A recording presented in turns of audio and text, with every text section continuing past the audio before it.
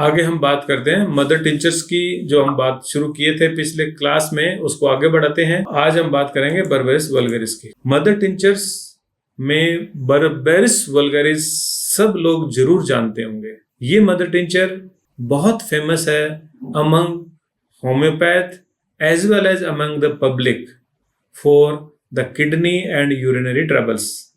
ठीक है, तो इस मदर टिंचर का यूज आप कैसे करें, कहाँ करें, आज की क्लास में अपन और अच्छे से देखते हैं।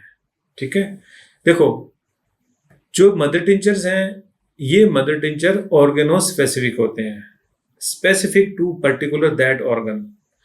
लेकिन ये मदर टिंचर भी अगर सिम्टम्स की सिमिलरिटी जितनी अच्छी हो जाएगी उतने वंडरफुल रिजल्ट देते हैं।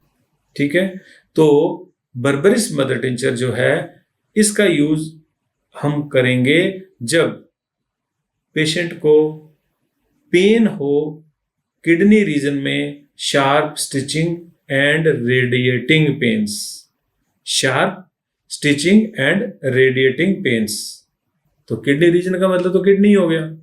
ठीक है, और क्या क्या है, rapid changing of the symptoms, pain in regard to place, character, thirst, thirstless, hunger, loss of appetite, ये सब चेंज रहते हैं like Pulsatilla. Renal and urinary bladder troubles, gall bladder stones, ये इसके मेन स्फीयर ऑफ एक्शन है। इसमें inflammation हो जाती है किडनीज में, हेमेचूरिया हो जाता है। पेन क्योंकि रेडिएटिंग है तो ऑल ओवर बॉडी स्प्रेड हो सकता है। कहाँ से चल के, बैक से चल के, बैक में शुरू होगा और all over body pain radiate करता हुआ फील होता है। ये रेडिएटिंग वंडरिंग पेन इसका हॉलमार्क है। आमतौर पर अपन क्या जानते हैं, pain left renal region to the inguinal region and in male it radiates to the scrotum और in female to the labia और in some cases to the thighs. अब आज के बाद आपको इन ऑर्गन्स को याद करने की जरूरत नहीं है, आपको सिर्फ और सिर्फ इतना ध्यान रखना है कि पेन कहीं भी रेडिएट करे, किडनी से चल के पेन दूसरे अंगों तक जाता है, इतना ही काफी है। ना तो प्रेशर से एम्युलेशन है, ना प्रेशर से एग्रेवेशन है। एक्सरसाइज से वर्स हो जाएगा। ठीक है, पेशेंट जैसे ही मूव करेगा तो पेन उसका वर्स हो जाएगा। पेशेंट को यूरिन पास करने पर बर्निंग भी होती है, जो कि यूरिन पास करने के बहुत देर तक बनी रहती है। Urine contains mucus and blood also. ठीक है, और एक इसकी सेंसेशन बहुत इंपॉर्टेंट है, जो पहले एक केस भी मैंने बताया था आपको, इसमें है बबलिंग सेंसेशन। बबलिंग मीन्स बुलबुले उठना। तो उसको ऐसे लगता है कि जैसे कोई बुलबुले उठ रहे हैं किडनी रीजन में। क्यों है, कैसे है, इस बात से होम्योपैथ को कोई लेना देना नहीं होता है। लेकिन जब ये सिम्टम मौजूद होते हैं ना, तब देखो कैसे ये दवाई काम करती है। ठीक है, तो पेशेंट को यूटीआई होने की वजह से फ्रीक्वेंट यूरिनेशन, बर्निंग और even burning while not urinating भी उसको मौजूद रहती है। ठीक है, तो क्या हुआ, रीनल कॉलिक में किडनी के स्टोन होने पर पेशेंट को शार्प स्टिचिंग पेन है, कटिंग पेन्स है, जो कि रेडिएट करते हैं अदर पार्ट्स को, जैसे कि ब्लैडर को, यूरेथ्रा को और थाइस को। ठीक है, लेफ्ट साइडेड प्रीडोमिनेंट है इसमें। Berberis is chief medicine for left sided kidney stones. ठीक है, पेन एग्रेवेट करता है मूवमेंट से, जारिंग से, झटके से, चलने फिरने से। ठीक है, बर्निंग है, स्मार्टिंग है, कटिंग पेन्स है बिफोर, ड्यूरिंग और आफ्टर यूरिनेशन। ठीक है, फ्रीक्वेंट डिजायर फॉर यूरिनेशन भी है इसको। Urine dark turbid with sediments. ठीक है, और यही मेडिसिन गाल ब्लैडर स्टोन के कोलिक में भी काम करती है जब पेन रेडिएटिंग रहा होगा।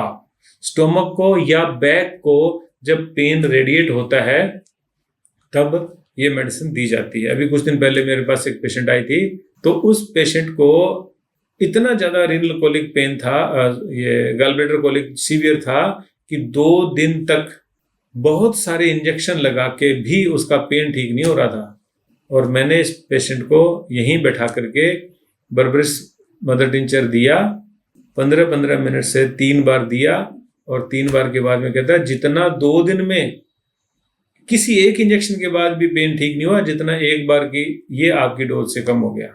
ठीक है, उसको कोलोसिंथ भी हमने दिया ही था क्योंकि वो करेक्टर थे, तो कोलोसिंथ भी दिया और ये दिया, पेशेंट को रिलीफ मिला।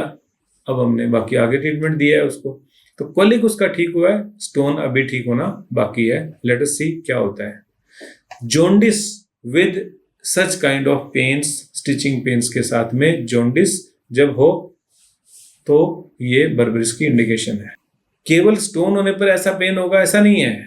अगर पेशेंट को बैकएक है जिसमें ऐसा ही रेडिएटिंग पेन है, कांस्टेंट एकिंग है और स्टैंडिंग और वॉकिंग से मोशन से उसको एग्रावेट हो रहा है, तो भी हम उस पेन में इस मेडिसिन को दे सकते हैं।